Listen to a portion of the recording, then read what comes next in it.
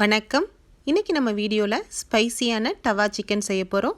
இதை எப்படி பண்ணலாம்ங்கறத வாங்க வீடியோக்குள்ள போய் பார்க்கலாம். இந்த டவா சிக்கனை நம்ம சாதத்து கூட, இட்லி, தோசை, சப்பாத்தி என எல்லாத்து கூடயுமே நம்ம சைட் டிஷ்ஷா வச்சு சாப்பிடலாம். ரொம்பவே சூப்பரா இருக்கும். இப்போ நாம இந்த டவா சிக்கன் பண்ணுறதுக்கு 1/2 கிலோ சிக்கன் எடுத்து சின்ன சின்ன பீஸாக கட் பண்ணி வாஷ் பண்ணி எடுத்து வச்சுருக்கேன். இது கூட 1/2 டீஸ்பூன் அளவுக்கு நம்ம மஞ்சள் தூளை சேர்த்துட்டு கூடவே தேவையான அளவு நம்ம உப்பையும் சேர்த்து கலந்துக்கலாம். 1 டீஸ்பூன் இஞ்சி பூண்டை சேர்த்துக்கலாம். நம்ம இஞ்சி பூண்டு இப்போ கம்மியாகவே நம்ம சேர்த்துக்குவோம். நம்ம ஃப்ரை பண்ணுறப்ப கொஞ்சம் இஞ்சியும் பூண்டையும் நம்ம சேர்க்க போகிறோம். அதனால் 1 டீஸ்பூன் அளவுக்கு மட்டும் சேர்த்துக்கலாம். கூடவே உங்களுடைய காரத்துக்கு தகுந்த மாதிரி நீங்கள் மிளகாத்தூளை ஆட் பண்ணிக்கோங்க. நான் இன்றைக்கி 1 டேபிள் ஸ்பூன் அளவுக்கு மிளகாத்தூளை சேர்க்குறேன். அதுக்கு ஈக்குவலாக 1 டேபிள் ஸ்பூன் அளவுக்கு நம்ம மல்லித்தூளை சேர்த்துக்குவோம். கூடவே 1/2 டீஸ்பூன் அளவுக்கு நம்ம கரம் மசாலா பொடியும் நம்ம சேர்த்துக்கலாம். 2 டேபிள் ஸ்பூன் அளவுக்கு நம்ம கெட்டியான தயிரை நம்ம சேர்த்து இது கூடவே கலந்துக்குவோம். இப்போ நம்ம தயிரை சேர்த்தாச்சு. இது எல்லாத்தையுமே நல்லா சிக்கன் கூட நல்லா மிக்ஸ் பண்ணி வச்சிடலாம். நம்ம மசாலா எல்லாத்தையும் நம்ம ஒன்றா சேர்த்த பிறகு இதை ஒரு மூடியை போட்டு ஃப்ரிட்ஜில் ஒரு 1 மணி நேரத்துக்கு ஊற வச்சிடலாம். உங்களுக்கு டைம் இல்லை அப்படின்னா நீங்கள் உடனே கூட செய்யலாம். இந்த மாதிரி ஆனால் ஊற வச்சு செஞ்சோம் அப்படின்னா ரொம்பவே டேஸ்ட்டாக இருக்கும். இப்போ நாம் மிக்ஸி ஜாரில் 1 டீஸ்பூன் ஜீரகம், 1 டீஸ்பூன் மிளகு,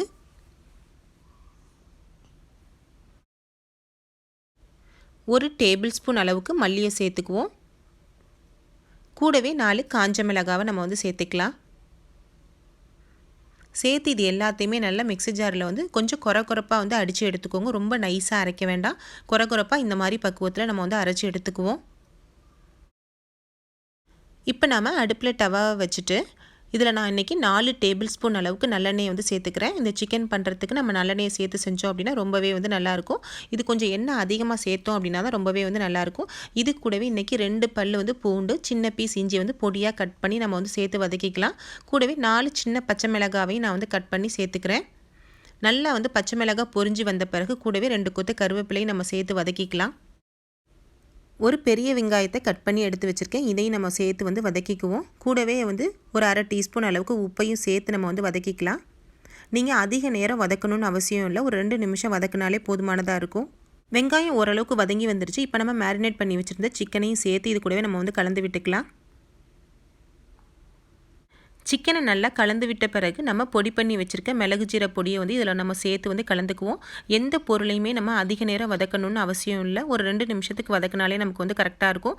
இப்போ ஜீரக மிளகு பொடியை நல்லா நம்ம சிக்கன் கூட கலந்து விட்டுறலாம்.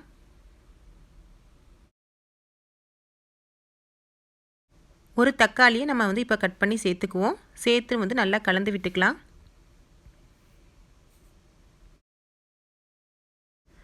எல்லா பொருளையும் நம்ம சேர்த்த பிறகு நம்ம சிக்கனில் ஒரு மூடியை போட்டு ஒரு 10 நிமிஷத்துக்கு மீடியம் ஃப்ளேமில் வச்சு நல்லா வேக வச்சு எடுத்துக்குவோம். இப்போது சிக்கனை வச்சு 10 நிமிஷம் ஆகிடுச்சு. நம்ம மூடியை ஓப்பன் பண்ணியாச்சு. நம்ம கொஞ்சம் கூட சிக்கனில் தண்ணியே சேர்க்கல. எந்த அளவுக்கு தண்ணி வெளியாகி வந்திருக்கு பார்த்தீங்களா? நம்ம இந்த டைமில் மறுபடியும் ஒரு 5 நிமிஷத்துக்கு மூடியை போட்டு லோ ஃப்ளேமில் வச்சிடலாம். அதில் உள்ள தண்ணி எல்லாமே சுண்டி நல்லா இந்த மாதிரி பக்குவத்துக்கு வர்ற அளவுக்கு நம்ம வேக வச்சு எடுத்துக்குவோம். நல்லா ட்ரை ஆகி வந்துருச்சு. இப்போது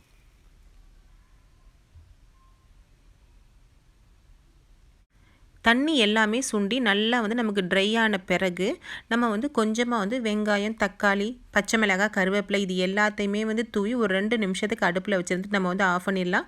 இப்போ நல்லாவே ட்ரை ஆகி வந்துருச்சு.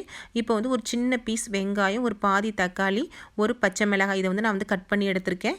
இதை லாஸ்ட்டாக நம்ம தூவி நம்ம சேர்க்குறப்ப நம்ம சாப்பிட்றப்ப ரொம்பவே நல்லாயிருக்கும். இதை சேர்த்த பிறகு நீங்கள் அதிக நேரம் அடுப்பில் வைக்கக்கூடாது. ஒரு 2 நிமிஷத்துலேயே நம்ம ஸ்டவ்வை ஆஃப் பண்ணிடலாம். இது எல்லாத்தையும் நல்லா நம்ம கலந்து விட்டுடலாம். 2 கொத்து கருவேப்பிலை, கொஞ்சம் கொத்தமல்லி இலை இதையும் நம்ம தூவிடலாம்.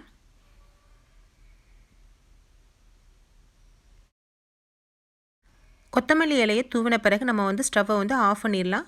இப்போ நல்ல சூப்பராக ஸ்பைசியான டவா சிக்கன் நம்ம ரெடி பண்ணியாச்சு. ஃப்ரெண்ட்ஸ், உங்களுக்கு இந்த வீடியோ பிடிச்சிருந்துச்சுன்னா லைக் பண்ணுங்கள். உங்கள் நண்பர்களுக்கெல்லாம் ஷேர் பண்ணுங்கள். கூடவே மறக்காமல் நம்ம சேனலை சப்ஸ்கிரைப் பண்ணுங்கள். தேங்க்யூ.